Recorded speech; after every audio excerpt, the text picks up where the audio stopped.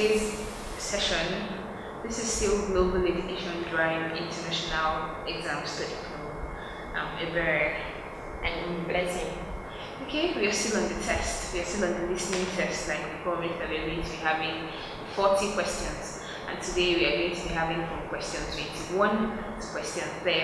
It's going to be a conversation between 2 or 3 people in an academic context, discussing maybe an assignment or maybe a school project, exactly a project, but just going to be around academic context. Okay, so I urge you to take this test earnestly. I urge you to take this test like you're taking a normal test, like you're practicing. So you don't have to go check out the answers already while you're supposed to be doing the test properly. I wish you good luck and I hope you pass this trial. You will hear a conversation between an admissions officer and a manager from the university's technologies department.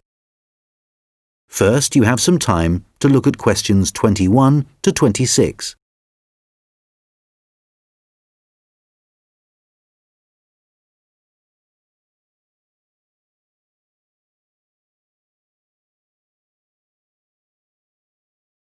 Hello, I'm Randy Agotra from the Technologies Department. Ah, yes, good. I'm Dave Hadley. Thanks for coming to see me. That's okay. I believe you want us to do some work for you. Yes, that's right. I'm responsible for student admissions to the college, and I use a computer system to help process student enrolments and to do the timetabling. But it really doesn't suit the way we work these days. It's over 10 years old, and although it was fine when it was first introduced, it's just not good enough now. OK, what problems are you experiencing? Well, 20 years ago, the college was quite small, and we didn't have the numbers of students or tutors that we have now. So the system can't handle the increasing volumes? Well, there's a lot more data now, and it sometimes seems the system has crashed, but in fact, it just takes ages to go from one screen to the next. Right. Is that the only problem? Well, that's the main one, but there are others. In the past, doing the timetabling was quite simple, but now we have a lot more courses, and what's made it complicated is that many of them have options. Right, but the system should allow you to include those. Well, no, it doesn't. It was supposed to. And a few years ago, we did ask someone from the technologies department to fix it, but they never seemed to have the time. Are there any other issues with the system? Well, I've been given extra responsibilities, and so I have even less time to do the timetabling. If there was anything you could do, Randir, to make the process more efficient, that would be really helpful. Well, it sounds like you could do with an assistant, but that's obviously not possible. So what about having an online system that students can use to do their scheduling? How would that work? Well, it may mean less choice for students, but we could create a fixed schedule of all the courses and options, and they could then view what was available. And work it out for themselves. That sounds great. OK, so we'll need to decide whether or not to improve the existing system or to build a completely new system. Well, I'd much prefer to have a new system. Quite frankly, I've had enough of the old one. OK, that'll probably take longer, although it may save you money in the long run. When were you hoping to have this in place? Well, it's January now, and the new intake of students will be in September.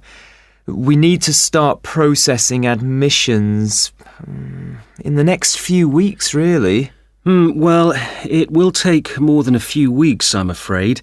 As an initial estimate, I think we'll be looking at April or May to improve the existing system, but for a new system, it would take at least 9 months. That would be October at the earliest.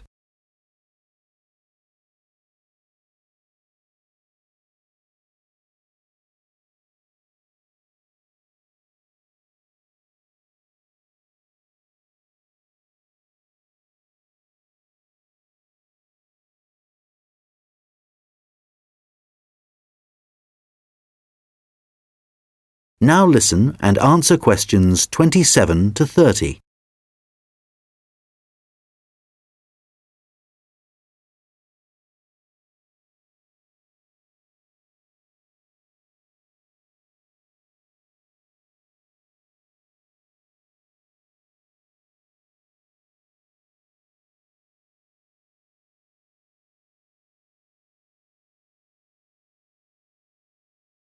What are the next steps if we are to have a new system?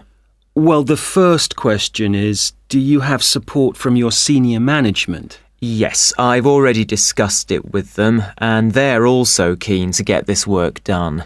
OK, because I was going to say that's the first thing you need to do, and without that we can't go ahead. Yes, I've done that. That's good.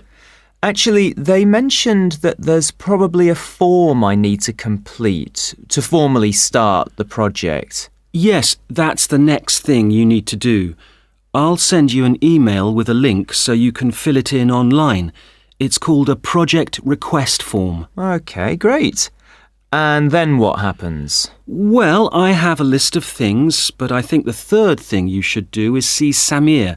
He's our analyst who will look at the system and identify what needs to be done. OK, can you send me his contact details and I'll set up a meeting with him? OK, that's good. So we should soon be able to get a team together to start the work. Some members of our team work in different locations, so it's not easy to have face-to-face meetings. That's OK. I'm used to having conference calls, providing they're not late at night. Right, so I'll send you details of the team, and if you could set up a call, that would be great. OK, I'll do that. Thanks. That is the end of section 3. You now have half a minute to check your answers.